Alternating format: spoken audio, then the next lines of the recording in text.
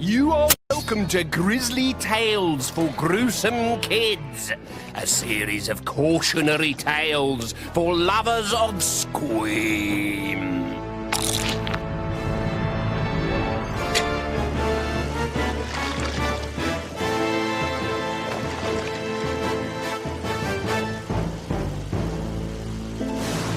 I call this tale Silence is Golden. There is a misconception among school children that librarians are timid little mice, only good for bullying. Wrong. You obviously haven't met Dolly and Dot. Sweet on the outside, but inside as twisted as a Welkwinkler's knife.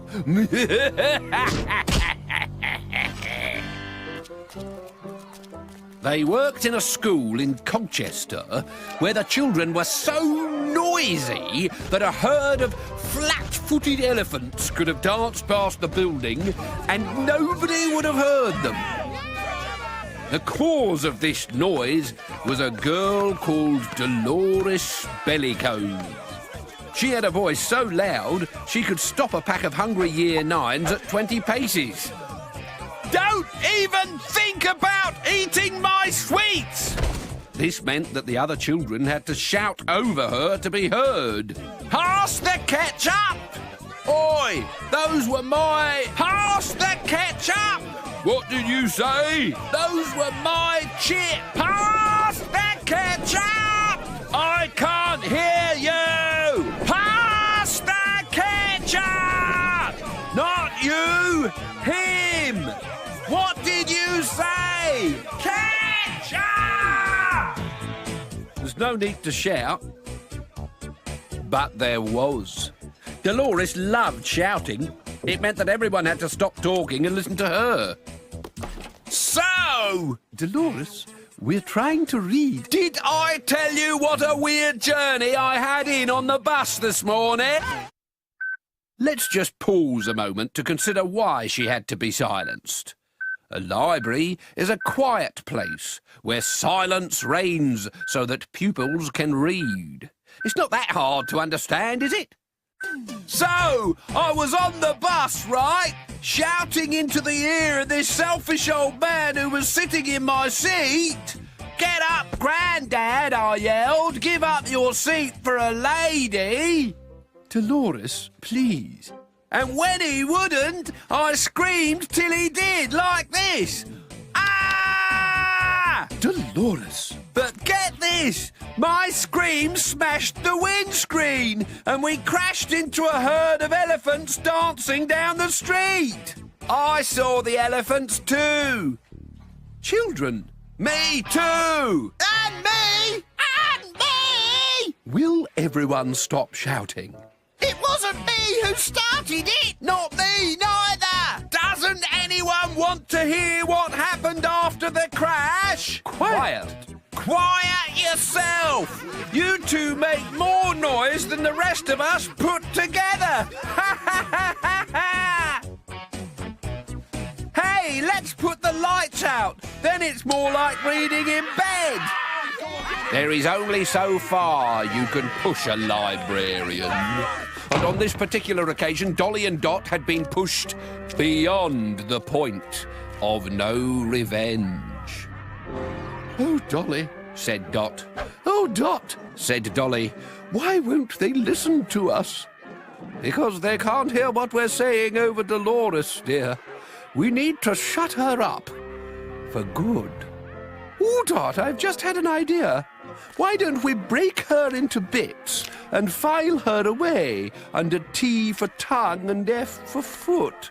No, even better. Nobody ever goes into the ancient history section. We could file all of her in there.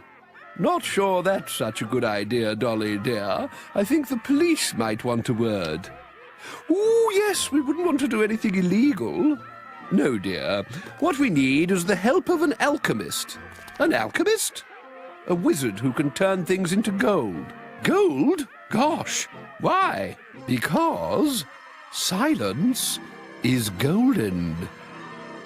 Oh, very good. They looked up Alchemist in the yellow gold pages and found a Dr. Calf. Bring her to my laboratory, and I'll do what's necessary, he said when the librarians had explained their problem. Anything else? Well, yes. What shall we do with her once we've turned her into gold? We could always melt her down into a necklace. You know, Dolly, there's a cruel streak to you that I've never noticed before. I like it.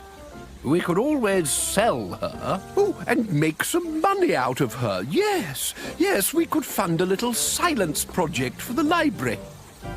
I'll have a word with some museum people I know in Mexico. We can flog her off as an old Aztec statue. Good day.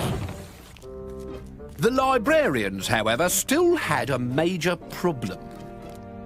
How are we going to get Dolores to Dr. Calf's laboratory without her suspecting anything? On the bus? Well, we do both have free passes, dear.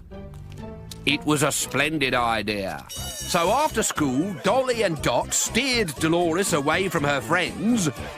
Bye, everyone! With the help of an unattended wheelchair.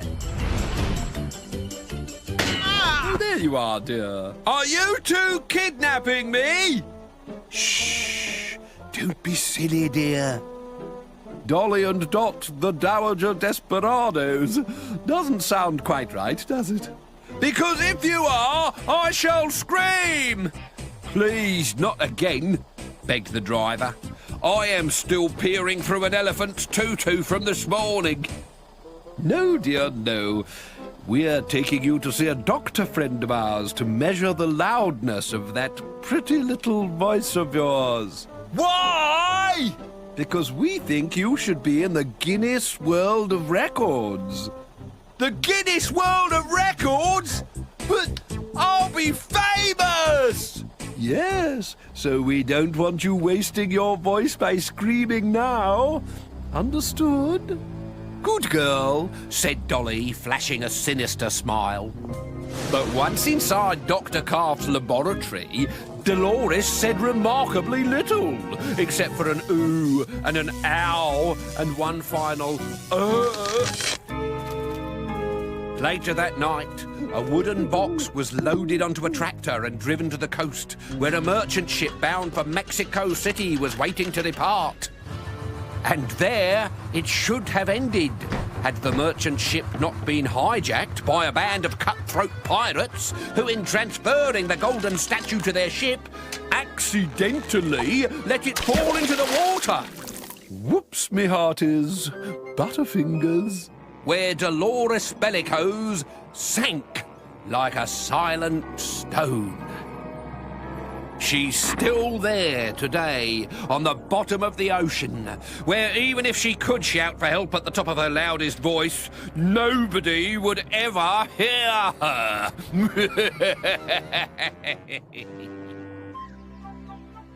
And that school in Colchester? See how the library's changed? Excuse me, miss, but where will I find Marcel Proust? Shh! I must say, Dolly, this new silence project really seems to be working. Isn't it lovely and quiet, dear? Caviar? So if you still think librarians are timid little mice, think again.